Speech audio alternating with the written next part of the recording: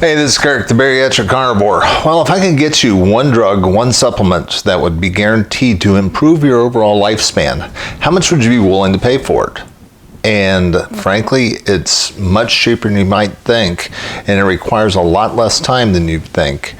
It's exercise.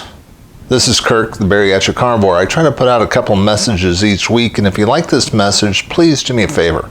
Hit the like and subscribe button. Join this channel of other like-minded folks who are trying to improve their overall health. Now let's talk about these two studies that I ran across this week. The first one was a 2024 study of about 14,000 adults 50 plus. And the measure that they used to break these people up into three different groups was grip strength. Now, grip strength is not a perfect marker of overall musculature and strength, but it's a pretty easy, cheap proxy marker to be able to figure out just how strong somebody is. So it's not perfect, but it's pretty darn good, especially when you got groups as big as 14,000. And they broke them up into three different groups. You know, they had different cutoffs for people that were weak, average, or strong.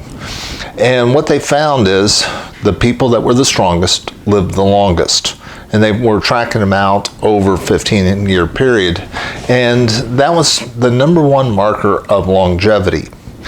And that makes sense because this is just as confirmational studies that show just how important maintaining strength and muscle mass is to healthy aging.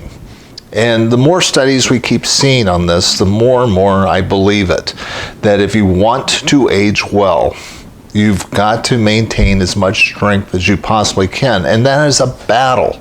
You know, I mean, every year you're going to lose muscle mass after age 30. It's inevitable. That's just part of the aging process unless you apply force. You know, and that's where the inertia is going. You've got to apply a deliberate act of force, and that is physical exercise. And you got to do something. You know, usually some sort of resistance training is what's going to get you more muscle and more strength. Now, the really great news, okay, we know that we need to apply some exercise in order to live long and healthy. But how much exercise do we need in order to improve our overall strength? And this is what's really cool. This is a 2025 study that was done where they looked at how little exercise is really required to improve overall strength. An hour a week. 2 half-an-hour sessions of resistance training, and we're not even talking about pushing to full exhaustion, just pushing yourself a little bit, you know, to where you feel like you've done something is enough. So, you know, we're not talking about a huge investment of time. You don't have to become a gym bro. You don't have to join a gym.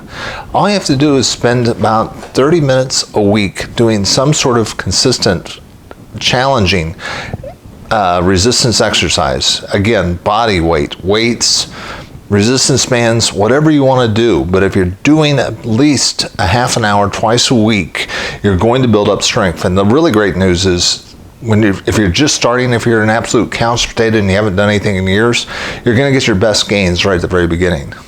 So, you know, hopefully that is an encouragement to you. But we're talking about a minimum investment. And if you don't have an hour a week to improve your overall longevity and health span, you got other problems.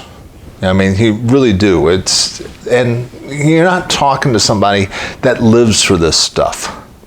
I mean, I'm one of these guys. I'm one of the laziest people I know. I do not like exercise. It is not like something that I really look forward to doing. It's a chore. But, you know, for the relatively short amount of time that I spend on it to get myself, you know, it's a relatively small investment in time to make myself stronger for the long run. And it's a continual investment. I mean, you need to put in at least a half an hour twice a week to get yourself a little bit stronger, and you will. And that's the great news. That, you know, when you get stronger, you're improving your overall longevity, but it's not like you get to spend those extra years in a wheelchair wasting away in a hospital bed. This is going to improve your overall health span, and that's really what we want. We want to be dynamic as long as possible, and your best guarantee that this is going to happen is by investing a small amount of time into some sort of resistance training to get yourself stronger. I'm kind of look sideways at all quote-unquote longevity studies because, frankly, you could get hit by a bus, you could have an auto wreck, you could, your plane could crash. There's a lot of things that could go wrong in life. But when you look at the vast numbers of people, you're going to realize that overall longevity improves if you invest that little bit of time into exercise, and it doesn't take a lot. And hopefully that is encouraging to you. This is Kirk, the Bariatric Carnivore. I try to put out a couple messages each week, and if you like this message, again, please hit like and subscribe and join this channel. I will talk to you again soon.